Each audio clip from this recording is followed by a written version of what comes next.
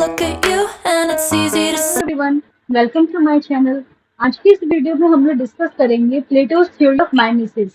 माइमेसिस का मतलब होता है इमिटेशन यानी नकल करना।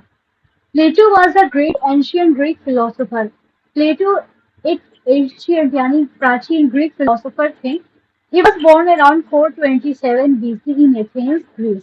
उनका जन्म लगभग 427 बीसी यानी बिफोर क्राइस्ट एथेंस, ग्रीस में हुआ था और उनकी डेथ 348 बीसी एथेंस, ग्रीस में हुई थी। He was a student of Socrates and teacher of Aristotle. वो सोक्रेटिस के स्टूडेंट थे और एरिस्टोटल के टीचर थे। प्लेटो was born into a rich family. उनका जन्म एक अमीर परिवार में हुआ था and he was the founder of an educational institution named Academy. और वो एक एजुकेशनल इंस्टीट्यूशन यानी कह सकते हैं कि स्कूल के संस्थापक थे जिसका नाम था academy, which was the first institution, जो कि पहला इंस्टीट्यूशन था वेस्टर्न वर्ल्ड में। Some of his notable works are republic. उनके कुछ नोटेबल वर्क्स है republic, symposium, apology, Phaedrus, allegory of the cave, etcetera. But republic is the most famous work by Plato, लेकिन उनकी सबसे फेमस वर्क जो थी वो थी republic. Plato was an idealist. Plato एक आइडियलिस्ट थे। He believed that ideas alone are true. उनका मानना था कि जो आइडियाज होते हैं यानी हमारे दिमाग में जो आइडिया आती है सिर्फ वही सच है, वही रियल है। एंड द अर्थली थिंग्स और बाकी जो चीजें हैं जैसे beauty, goodness, justice are mere copies of the ideal beauty, goodness etcetera. और ये सारी चीजें वो सिर्फ कॉपी है विच एग्जिस्ट इन हेवन, जो हेवन में है। In his theory of mimesis, उन्होंने अपनी थ्योरी ऑफ माइमेसिस में कहा है that all art is mimetic by nature, कि जितनी भी आर्ट है, जितनी भी कलाकारी है, वो सारी नकल की हुई नेचर से। And art is N imitation of life, और आर्ट जो है वो जिंदगी की ही इमिटेशन है यानी नकल है।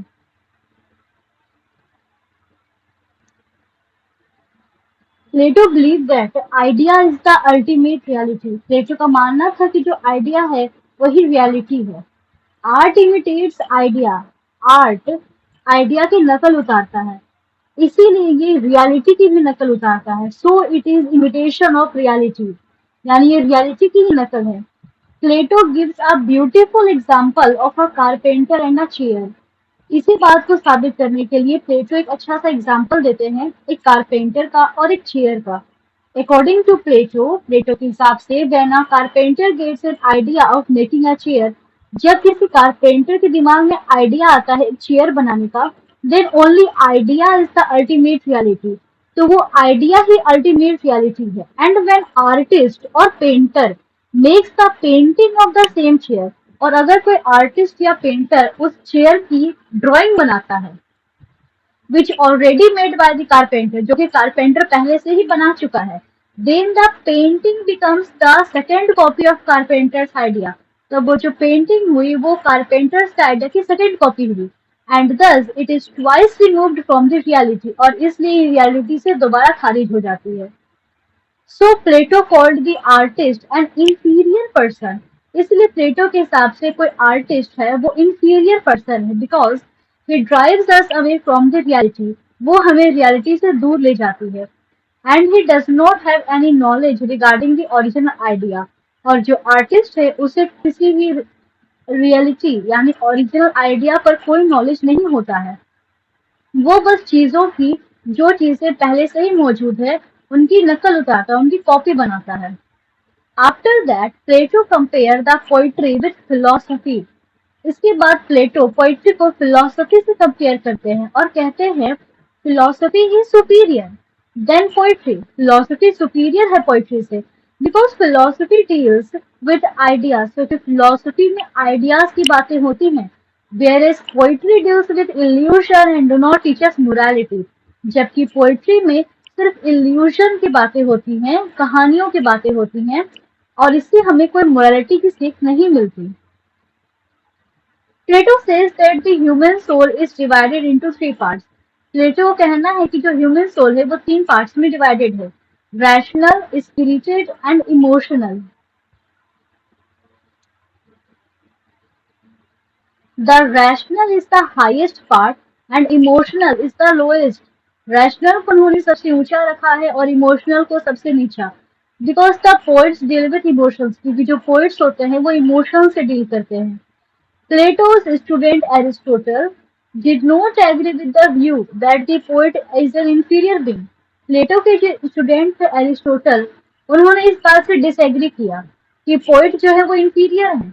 He says that एरिस्टोटल ने कहा, the world of ideals is not a constant, but that it keeps changing. कि ये जो वर्ल्ड है इसमें जो आइडियाज आते हैं वो एक ही जगह जमे हुए नहीं रहते, वो चेंज होते रहते हैं। Aristotle says that when a poet writes a poem, Aristotle का कहना है कि जब कोई कवि कोई कविता लिखता है किसी पेड़ के बारे में, he not only copies it in words, वो उस पेड़ की खूबसूरती को वर्ड्स में उतारता है, but also adds his own imagination, और साथ ही साथ अपनी खुद की भी इमेजिनेशन उस वर्क में डालता है, उस पोयम में डालता है, to give it a better aesthetic representation, ताकि उस पोयम में जान आ जाए।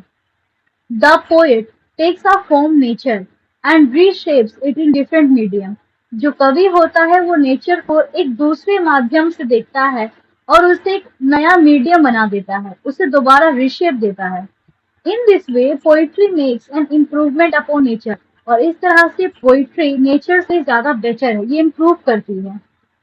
प्लेटो said that art is an inferior because it does not teach us morality.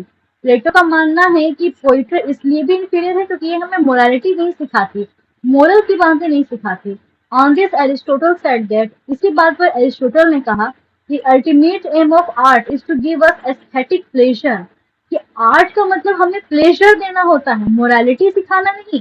And when any artist succeeds in pleasing us, और जब कोई आर्टिस्ट हमें खुशी देने में, हमें प्लीज करने में सक्सेसफुल हो जाता है, then he is a good artist, और तब वो एक गुड आर्टिस्ट है। And if he fails in doing so, अगर वो ऐसा नहीं कर पाता तब वो एक बैड आर्टिस्ट है। There are no other criteria to जज एन आर्टिस्ट, और इस तरह से किसी आर्टिस्ट को जज करने का और कोई तरीका हो ही नहीं सकता। प्लेटो जजेस poetry from the educational point of view. इसके बाद प्लेटो जो है वो पोइट्री को एक एजुकेशनल पॉइंट ऑफ व्यू से देखते हैं। But Aristotle said that we should see poetry from unique standpoint. लेकिन एरिस्टोटल का मानना है कि पोइट्री को हमें एक अलग नजरिए से देखना होगा। Aristotle says that everything should be जज in terms of its own aims and objective, कि हर चीजें नापने की, हर चीजों को जज करने की एक अपनी एम होनी चाहिए। इट्स ओन क्राइटेरिया, हर किसी का अलग क्राइटेरिया होता है जज करने का, हर किसी का अलग मेरिट होता है, डिमेरिट होता है। We can not say that, हम ये नहीं कह सकते कि म्यूजिक खराब है क्योंकि वो पेंट नहीं कर सकता, या पेंटिंग बुरा है क्योंकि उसमें से वो गाना नहीं गा सकती, उसमें से कोई आवाज नहीं आ रहा है। बिल्कुल वैसे ही similarly we can not say that poetry is bad. इसी तरह हम ये नहीं कह सकते कि पोइट्री खराब है क्योंकि वो हमें फिलोसफी और एथिक्स की बातें नहीं सिखा रही है। तो इस बात का कंक्लूजन ये निकलता है कि प्लेटो's theory of mimesis highlights his concerns about the potential negative effect of art and imitation। कि जो प्लेटो की थ्योरी ऑफ माइमेसिस है वो हाईलाइट्स करती है निगेटिव साइड, किसी भी आर्ट की निगेटिव साइड को, कि जो आर्ट है वो इमिटेशन है यानी नकल है, on individual and society. He argues that since art is N imitation, उनका मानना है कि आर्ट एक इमिटेशन है, इट लैक्स ट्रूथ, इसमें कोई सच्चाई नहीं होती आर्ट में, and can lead to moral and intellectual confusion, और इससे मोरल और इंटेलेक्चुअल कंफ्यूजन पैदा होता है। However it's important to note that, हालांकि ये नोट करना जरूरी है, that Plato's views on mimesis is just one perspective, कि प्लेटो का जो मानना है माइमेसिस थ्योरी में, ये उनका नजरिया है, ये उनका पॉइंट ऑफ व्यू है, और इस टॉपिक पर हर किसी का पॉइंट ऑफ व्यू अलग अलग होता है। इस टॉपिक पर बहस जारी है और हर किसी की अलग अलग पॉइंट ऑफ व्यू होती है। होप आप सबको वीडियो पसंद आया होगा। Thank you.